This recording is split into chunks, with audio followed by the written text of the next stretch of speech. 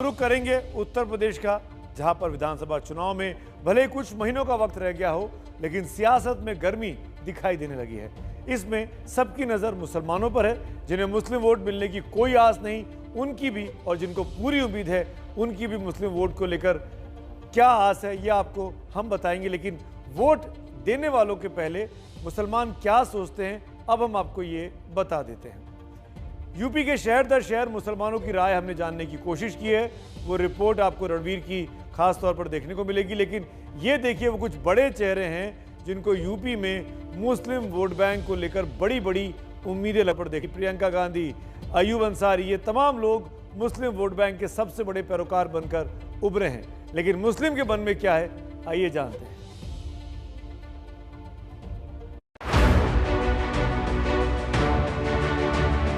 उत्तर प्रदेश आज केंद्र की माननीय श्री नरेंद्र मोदी जी के नेतृत्व की सरकार की राह पर सबका साथ और सबके विकास की राह पर चलेगी।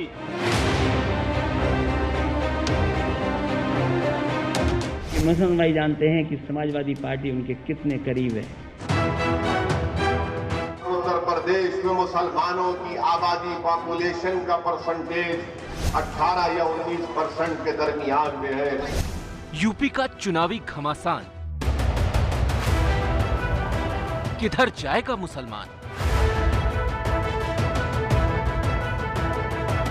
क्या ओवैसी, पीस पार्टी जैसी मुस्लिमों की रहनुमाई का दावा करने वाली पार्टियां बिगाड़ेंगी मुस्लिम वोटों का गेम, या सारा गणित हो जाएगा फेल?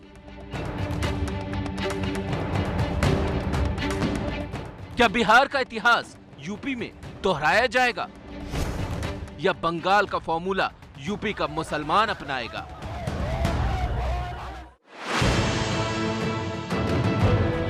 मुसलमान बेरोजगार मर रहे हैं, ना उनके लिए कोई पढ़ाई का लिखाई, ना बच्चे गरीब हैं, यहाँ मर रहे हैं वहाँ मर रहे हैं, कोई मतलब ही नहीं है। कोई सरकार आ जाए, करना तो किसी की कुछ है नहीं। इलेक्शन के टाइम में कुछ बोलती है, अब बाद में कुछ बोलती है। क्या कभी किसी ने बात करने की कोशिश की, हमारे मसाइल समझने की कोशिश की? चुनाव जैसे जैसे करीब आ रहा है, वैसे वैसे इस बात का हिसाब लगाया जा रहा है कि मुस्लिम वोट किसकी तरफ जाएगा। एबीपी न्यूज ने यूपी के 3 शहरों में मुस्लिमों का मन टटोलने की कोशिश की। जब चुनाव हो जाता है तो उसके बाद वो वादे खाली ठंडे बस्ते में डाल दिए जाते हैं। अब फिर मुसलमानों के जो प्रतिनिधि लोग हैं, जो बड़े उलमा लोग हैं, या जो मानिन लोग हैं, वो फिर मंत्रालय जा के थक जाते हैं और फिर ये सोचते हैं कि अब मेरा भला होने वाला नहीं है। जो पार्टियां मुसलमानों के वोट का दावा करती हैं, क्या मुसलमानों का वोट हमें मिलेगा, उन्हीं ने भी हमेशा मुसलमानों को लड़वाया है। मुसलमानों को दिया कुछ नहीं है किसी ने। 2-4 मंत्री बना देना मसले का हल नहीं है। चाहे कांग्रेस हो, सपा हो, बीजेपी हो, सब लोग यूज करना चाहता है मुसलमान को, केवल बस वोट चाहिए उनको। आम मुसलमानों को भी ये बात पता है कि वोट के लिए उनका इस्तेमाल होता है, लेकिन इसके बावजूद हर चुनाव में यही पैटर्न चलता रहता है। वजह है बीजेपी को हराने का मुस्लिमों का एजेंडा। आमतौर पर माना जाता है कि मुस्लिमों का बड़ा तबका बीजेपी के साथ नहीं है। देश के बारे में कोई कुछ सोचता नहीं। क्या हो रहा है, भूखमरी आ रही है, बीमारी आ रही है, शौचालय खुल नहीं रहे, मंदिर मस्जिद पर झगड़े हो रहे हैं। कभी मंदिर हटाओ मस्जिद बनाओ, कहीं मस्जिद हटाओ मंदिर बनाओ, ये काम चल रहे हैं। जातिवाद पर काम हो रहे हैं। विकास की किसी को फिक्र नहीं है। कोई दूरी की बात नहीं है। हम तो दोस्ती के हाथ सबकी तरफ बढ़ाते हैं, मगर दूसरी तरफ से भी हाथ बढ़ना चाहिए। एक हाथ से ताली नहीं बजती है, ताली हमेशा 2 हाथ से बजती है। दूसरी तरफ कुछ ऐसे भी हैं जो ये कहते हैं कि मुस्लिमों को सिर्फ उनका हक चाहिए, पार्टी कोई भी हो। मुसलमानों की दूरी तो बनारस वाले तो नहीं कह सकते। 10% बनारस में वोट बीजेपी का बड़ा है मुसलमानों को। बनारस के जितने बड़े लीडर हैं सब बीजेपी के टच में है, पीएमओ के टच में है। तो यहाँ तो हम नहीं कह सकते। अब कहीं और की बात हो तो अलग बात है। मुस्लिम वोटों पर दावा करने के लिए अब ओवैसी यूपी के चुनाव में एंट्री मारने वाले हैं। पीस पार्टी पहले ही मुस्लिमों की रहनुमाई का दावा कर इन वोटों पर अपना हक जताती है। अब सवाल ये है कि क्या यूपी में ओवैसी फैक्टर काम करेगा? आज वो हैदराबाद में अपनी पार्टी को नहीं खड़ा कर सकते हैं, वहाँ के असेंबली चुनाव में नहीं जीत सकते हैं, तो उत्तर प्रदेश का तो मुसलमान इतना जानता ही है कि हमें क्या करना है और हमें किसको वोट करना है। तो उनके एक कट्टरवादी भाषण से कहीं ना कहीं किसी और भी दूसरे समुदाय के लोगों की भावनाओं को ठेस पहुंचती है। 5 साल से जो प्रताड़ित चल रही है जो समाज, और 5 सालों से वो मन बना करके चल रहे हैं, और इस वक्त मुसलमानों ने पूरी तरह से मन बना लिया है कि हमें किसका साथ देना है, किसकी सरकार बनाना है और खामोश रह के क्या करना है। यूपी के चुनाव में मुस्लिम वोटों पर बीजेपी के अलावा बाकी सभी पार्टियों की नजर टिकी हुई है, लेकिन मुसलमान जानता है कि उसे क्या करना है। आप चुनाव से पहले मौत मट्टी, शादी ब्याह, दुख दर्द, हॉस्पिटल, ऑक्सीजन जैसी समस्याएं थी, वहाँ पे तो कोई नज़र नहीं आया। आज मुसलमान के वोट को निशाना बनाकर सब बैठे हैं, लेकिन मुसलमान वहीं जाएगा जहाँ मुसलमान जाता है। बंगाल से सभी को और पूरे हिंदुस्तान को ये सबक लेना चाहिए कि अमन चैन कायम करने वाली जो पार्टियां उनके साथ रहा जाए, क्योंकि आपस में लड़ मरेंगे तो बचेगा कौन, तुम्हारी सुनेगा कौन, हमारी सुनेगा कौन, उसमें हिंदू और मुसलमान दोनों हैं। मुसलमान संभल कर बोल रहा है तो वो चुनावी फिजा को तौल भी रहा है, क्योंकि ये उसको भी पता है कि वोटों का ध्रुवीकरण हुआ तो उसका 20% वोट कौड़ी का 3 बन जाएगा।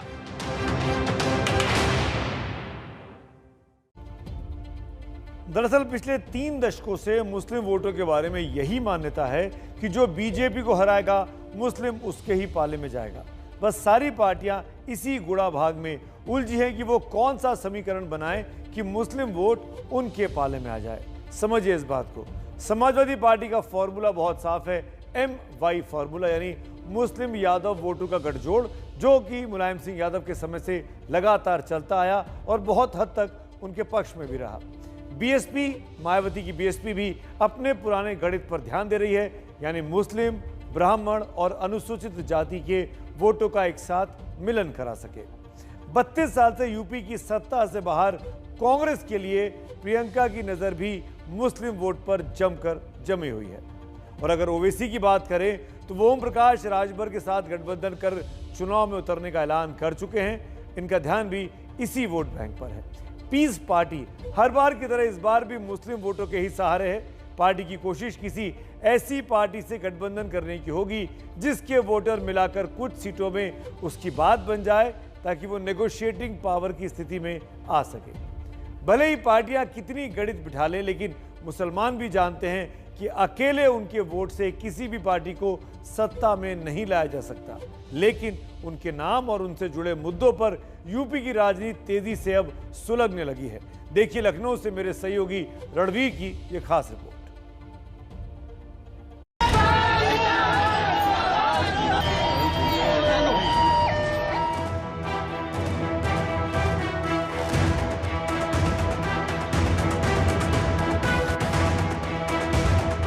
लोकतंत्र में कहीं भी ये न लगे कि हमारे साथ भेदभाव है क्योंकि हम विपक्ष के हैं, इस प्रकार की स्थिति न होने पाए।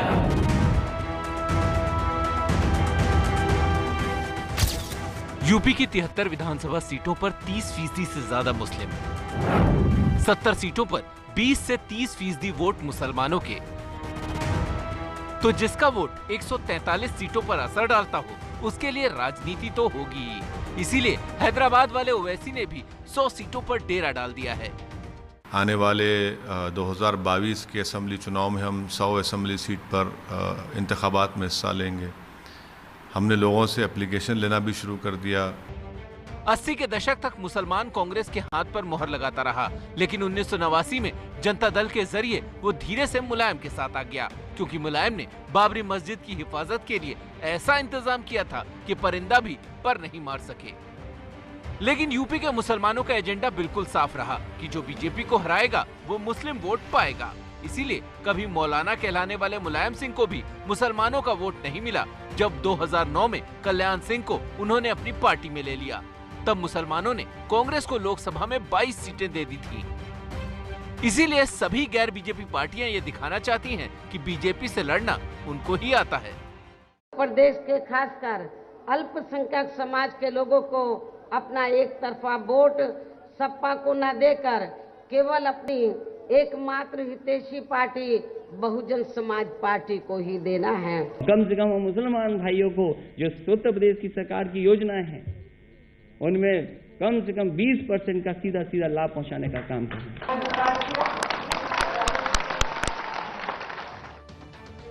मुसलमानों को पता है कि वोटों का ध्रुवीकरण उनके नाम पर सबसे ज्यादा होता है, इसीलिए लव जिहाद से धर्मांतरण तक का मुद्दा बीजेपी के लिए फायदेमंद हो सकता है, यानी मुसलमानों के खिलाफ हिंदू वोटों को एक कर देना। ऐसे में मुसलमानों को विक्टिम बताकर उसकी सहानुभूति ओवैसी उठाना चाहते हैं कि लैला तो गुंडों में फंस गई। मैं एक लैला हूँ और मेरे हजारों मजनू हैं।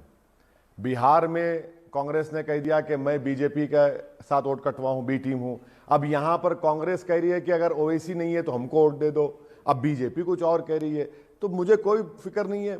मैं एक लैला हूँ और मेरे चाहने वाले इतने हैं कि हर कोई चाहता है कि मुझे मुद्दा बनाकर वोट हासिल किया जाए। जिहादी है और उत्तर प्रदेश में लव जिहाद पर कानून बन गया है, तो योगी जी के राज में कोई जिहादी लैला के लिए स्थान बन नहीं पाएगा, जेल में डाल दिया जाएगा।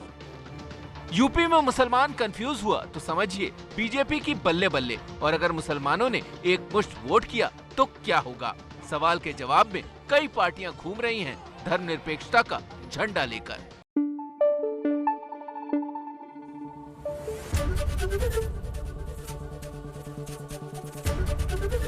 एबीपी न्यूज आपको रखे आगे।